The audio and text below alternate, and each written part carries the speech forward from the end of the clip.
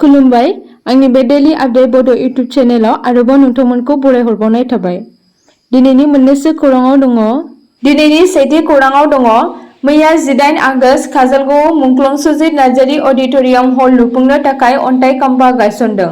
बिटिआरनि सीएम प्रमद बर'आ चिरां जिल्लानि जौगाथायनि थाखाय बे अडिट'रियाम हलखौ मुंख्लं सुजित नार्जारीनि नामाव बेखेवना होनाय जादों आरो बिटिआरआव बायदि रोखोमनि हारिमुआरि दोरोंखौ संरैखा खालामनाय आरो जौगानायाव मदद होगासिनो दं होनना फोरमायदों प्रमद बर'आ।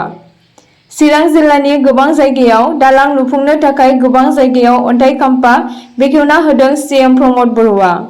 गिबियाव दङ आरसीसी ब्रिज खाग्राबारिनिफ्राय कसुदावला लामासिम। नैथियाव दङ आरसीसी ब्रिज उत्तर इस्लाकाटानिफ्राय दारागाव लामासिम। थामथियाव दङ आरसीसी ब्रिज गान्तकनिफ्राय सान्दुफुर लामासिम। ब्रैथियाव दङ आरसीसी ब्रिज कामारपारानिफ्राय टेंनामारानि किसान बाजारसिम। बे दालांफोरनि लुनाया चिराङाव लामा फोनांजाबनायखौ गोबां बांहोगोन, बेबायदिनो जिल्लानि रांखान्थियारि जौगानायखौ बांहोगोन होनना फोरमायदों बिटिआरनि सीएम प्रमद बर'आ।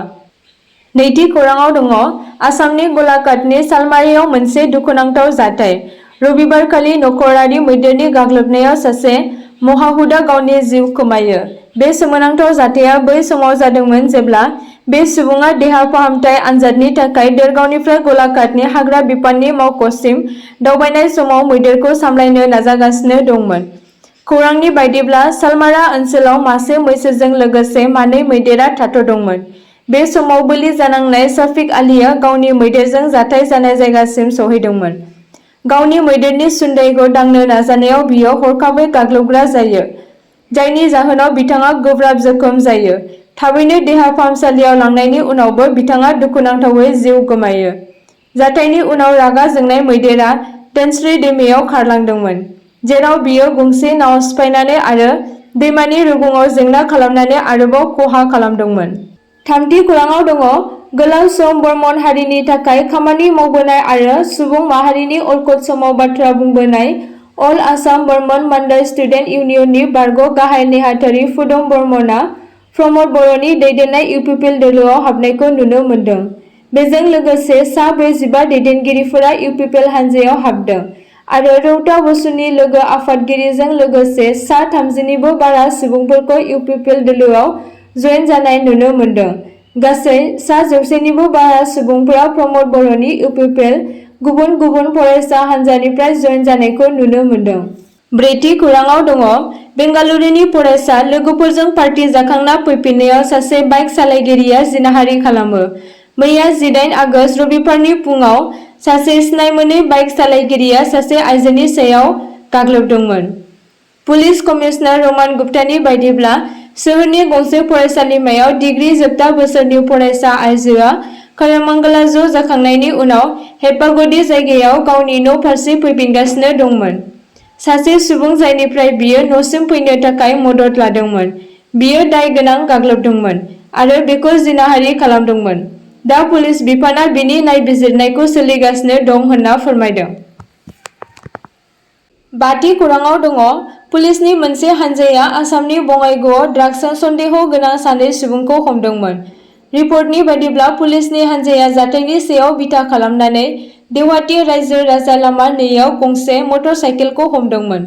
अपारेशननि समाव पुलिसआ जहिरुल हक आरो सासे आइजो सानै सुबुंखौ खादोंमोन। सन्देह गोनां सुबुंफोरा अजद होनाय बायदिब्ला मोनथाम साबोननि बक्सआव दोनखोमानाय गोबां बिबांनि ड्राग्सखौ रोगागासिनो दंमोन। गिबि नायबिजिरनायाव मिन्थिनो मोनोदि बे बेसादखौ ओनसोलाव राननायनि थांखिमोन। 119 ग्राम गिलिरनि हमनाय बेसादखौ लाख रांनि ड्राग्स होनना फोथायनाय जायो। आरोबाव सोंनाय फिननाय आरो नायबिजिरनाया सोलिगासिनो दङ बिसोरनि सायाव होनना फोरमायदों। द'थि खौराङाव दङ मेघालय पुलिसआ आसामनि दुधनैआव खारखोमानाय दुथांफोरनि सायाव गुलि गावदों। खौरांनि बायदिब्ला सेनेमिया शेख मुंनि सासे राजमिस्त्रीखौ 9 सान सिगां गार' हिल्सआव लांखारनाय जादोंमोन। सेनेमियानि न'आ हाइट सिंगामारीआव दङ। बे समावनो लांखारग्राफोरा हमजानायफोरखौ हगारनायनि बदलै 50 लाख रां बिदोंमोन।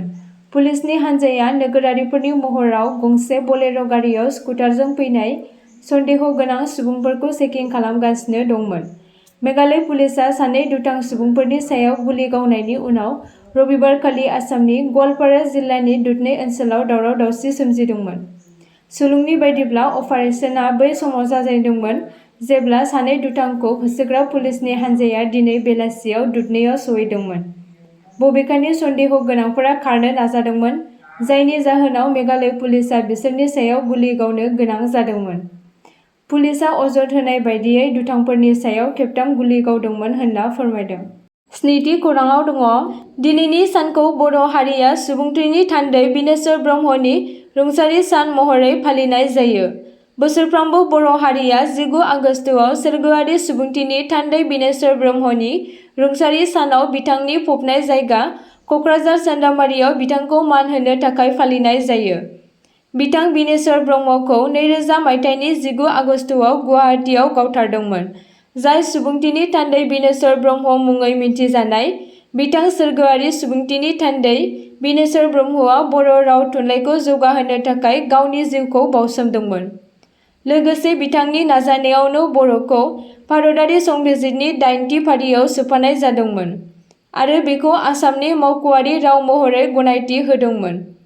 आरो दिनैनि 19 आगस्तखौ Raksha Bandhan, world humanitarian day, world photography day महरै फालिनाय जायो। आसा खालामो नोंथांमोना भिडिअखौ नायनानै मोजां मोनगोन आरो चेनेलखौ लाइक आरो साबस्क्राइब खालामनानै लागोन।